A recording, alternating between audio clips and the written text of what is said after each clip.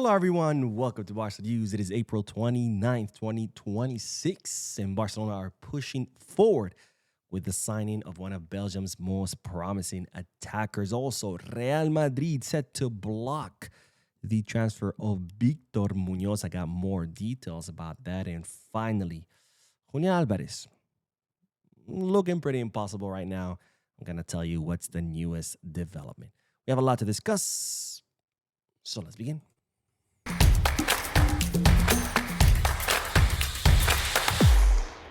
Hello everyone, welcome to the channel. My name is Mo. We'll begin this video with the news that Barcelona are pushing forward with the signing of one of the most promising attackers currently in Belgium. Someone we've talked about and on this channel multiple times, who's no other than Jesse Bisiwu, the 18-year-old left winger currently on contract with Club Brugge and currently playing with Club Brugge's reserve team, Club NXT. That's the equivalent of Barca Athletic, but at Club Brugge. Now, Jesse Bisiwu is someone that Barcelona have been tracking for quite some time. There's been a lot of contacts between the player's entourage and Deco. And in fact, Deco traveled to Belgium back in January to meet with the player and his entourage to express Barcelona's interest in him. And of course, as I told you in a previous video, Barcelona even sent scouts to the semifinal of the UEFA Youth League, which is the equivalent of the Champions League, but for lower categories, in order to watch Jesse Bisiwu in action.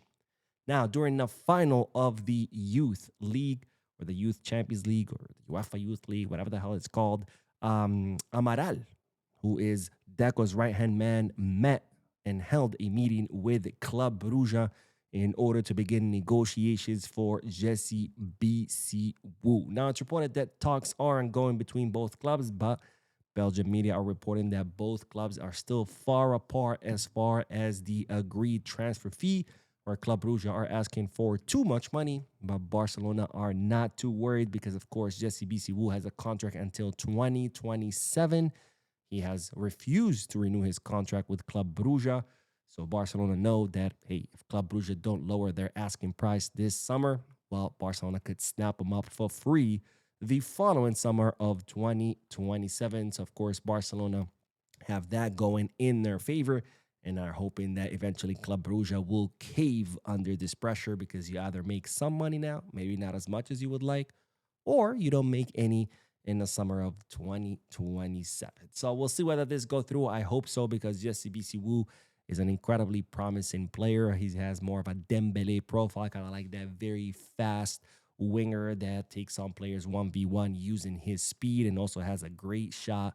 So of course, to bring someone like that to the academy to develop and maybe one day make it to the first team would be a win. Now, speaking of wingers, we do have to talk about Deco's favorite option to reinforce the left wing position this summer transfer market, which of course is Victor Munoz, the 22-year-old left winger currently playing at Osasuna. He's had a amazing season with Osasuna, so much so that he earned his first call-up to the Spanish national team. Is expected to be part of the World Cup squad, and someone that, of course, came up through the Barcelona Academy. He spent, I think, 2 or 3 years at La Masia. Then he went to CF Dam and then eventually ended up in Real Madrid. Real Madrid sold him to Osasuna, but they still retain 50% of his rights. Now, of course, Victor Munoz does have a release clause worth 40 million euros that if Barcelona pay, of course, half of it would go to Real Madrid, with the other half going to Osasuna.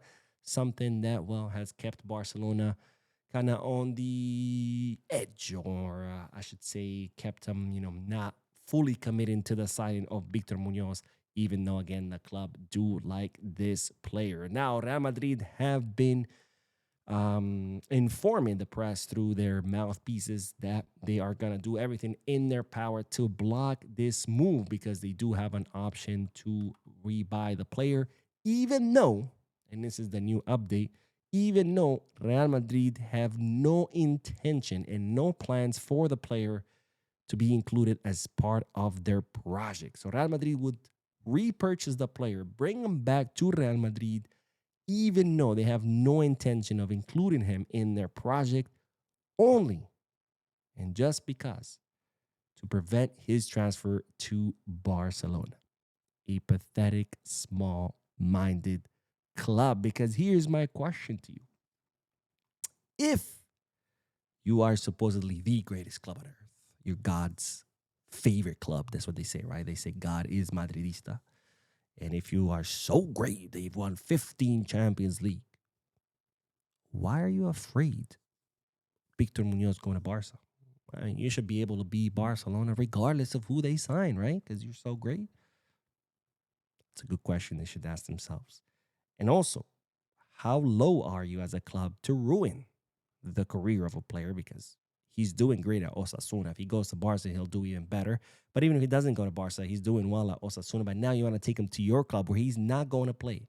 So you're preventing him from continue doing well at Osasuna or do better at Barca just because you want to prevent him from going to Barca?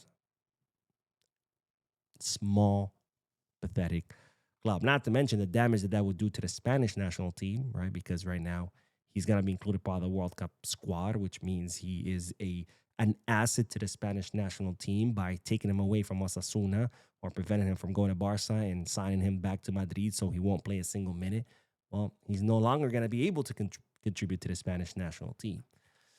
But anyways, small, pathetic club. Now on to the next bit of news, because of course Barcelona's other favorite option, but for a different position, which is the center forward, is and remains Julian Alvarez. Even though I've said it multiple times on the channel, I do think this option to be almost impossible, where now that option became even more difficult because Barcelona have initiated initial contacts with Atletico Madrid, and their response is, we're not even going to sit down to negotiate for anything below 150 million euros. So they're not even going to consider anything if it's below 150 million euros, which is absolutely insane. Of course, Barcelona were considering offering between 70 to 75 million plus a player or maybe two in exchange for Julián.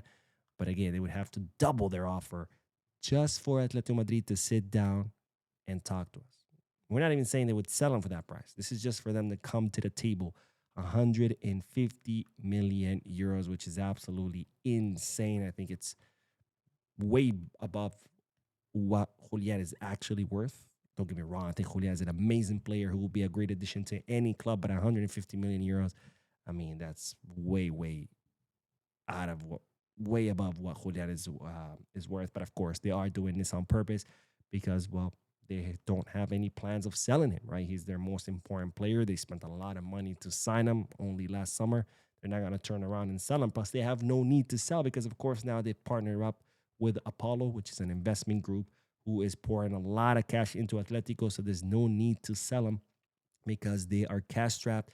And the whole idea of Apollo pouring that money is to convert Atletico Madrid in one of the Europe's top clubs.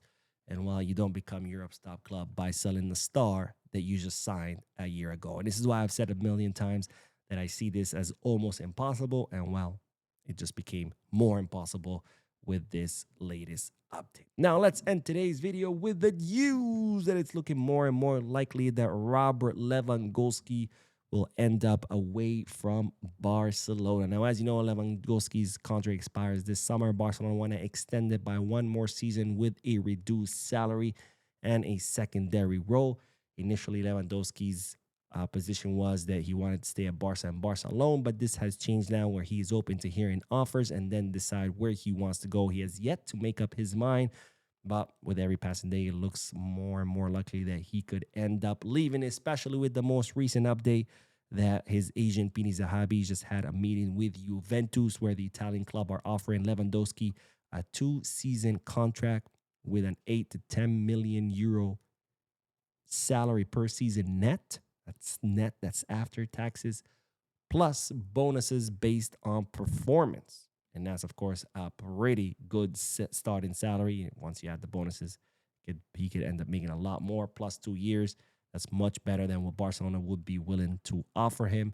So it looks like, well, Lewy could end up accepting this. Of course, he could also end up at Barcelona, but I don't know, man. I don't know, especially with his most recent statements that I shared with you on this channel where he was asked, hey, Juventus or AC Milan? And he said, we'll talk about that later, where he could have said, I want Barca, I want to stay at Barca.